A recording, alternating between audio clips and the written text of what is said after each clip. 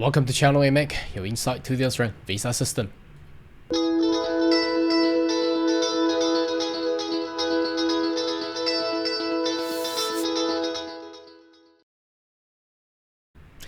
Good day everyone, my name is Cao Yang, your online YouTube visa consultant. Are you interested about migrate to Australia? Why don't you consider to subscribe to my channel and turn on the bell on the side, so once we have all the updates and news, you'll be the first one getting all the insight. Now, it's an exciting week as we await on the 25th of November, where there's an expansion of the employment sponsored visa. But before that, I would like to answer a question that I have received a lot of query with. It's obviously you have clicked on the video with the title, you read about it. There's so many people want to know that whilst you are holding a student visa, so you're an international student, are you or available to actually transfer into an employment sponsored visa, the temporary work visa 482. Now, the quick answer is, well, obviously yes. Now, as long as you meet the criteria, but the real question here is, so what is the criteria? Now, how can the work experiences during a holder of student visa actually be calculated? So let's jump in there and have a little discussion on the detail of that one there. Now, first of all, we need to understand that the student visa, here we go. Okay, now student visa does have a visa condition. It's already mentioned right up there from 1st July 2023. Student visa can work no more than 48 hours per fortnight, so 24 hours per week. Now, what does that mean? And also mentioned down here as well. Now, that means that as a holder of student visa, unless you are a master degree or above, that's PhD. So we're not gonna, if you are those kind of a visa holder, it's more likely that you actually meet the 482 visa eligibility requirements. Other than that, if you are only a bachelor student and you only graduate from high school, it's impossible during a student visa holding period, because you just graduate from high school and you enter into a bachelor degree. Means what? Means you have nil work experiences. Even if you want to have work experiences during your study at bachelor degree, it's almost impossible to accrue 2-year full-time work experiences, because your work right is only restricted as you can only conduct part-time, so 24 hours per week, 48 hours per fortnight. So why am I saying this? Let's jump to the 482 visa criteria there. You will then understand what I really meant there. So you can also, anyone is free to search these visa criteria there. So it's whether gonna be short term or medium term. Let's just click on the medium term there. Bear in mind this weekend, medium and short term not gonna merge, but also they are all stream are meeting the criteria to transfer into permanent residency under the TRT stream. So I will have another new video during the weekend to explain that one there. So if we go into the temporary skill shortage visa and click on eligibility there, you will quickly find this requirement there. So it reads, have work in your nominated occupation or a related field. Related field, obviously it's got to be closely related. You cannot be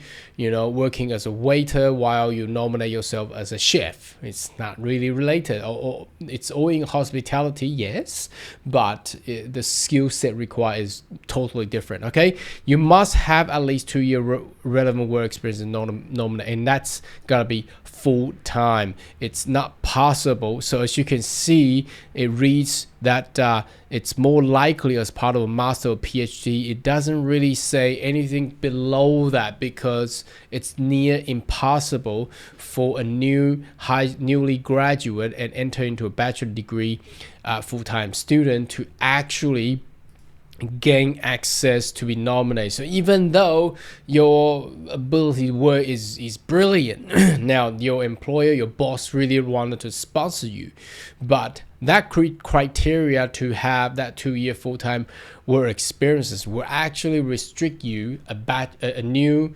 enrolled bachelor student to actually transfer into not permanent resident, I'm sorry, TSS employment work visa, and that's where it is. Now, you may also question the other scenario. So let's go to the master and PhD. Now, master and PhD means you already met the qualification requirement. Because if you don't have the right qualification requirement, that means a bachelor, you're not likely to have a university to offer you a master degree or PhD degree. And during those qualification requirement, probably you already have work experiences accrue once you graduate from bachelor degree. So in that case, it's more likely that you will meet that kind of requirement there.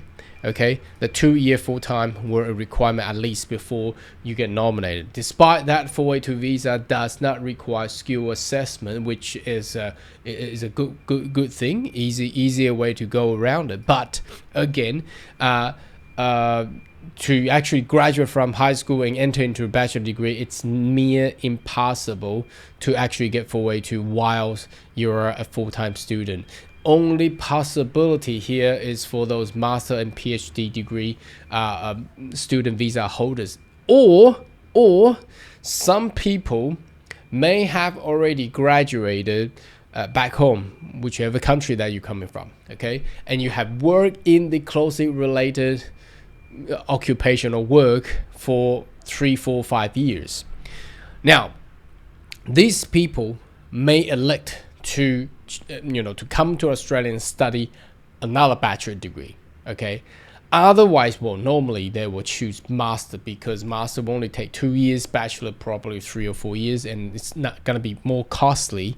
So more than likely, they will pick a master degree. So again, it goes back to that scenario there, and that is exactly why they have mentioned other way you may be able to demonstrate your work experiences, that as part of master or PhD degree. So never say as part of the bachelor degree, because normally if you have work experiences, we gotta check the common sense and business practice or common practice.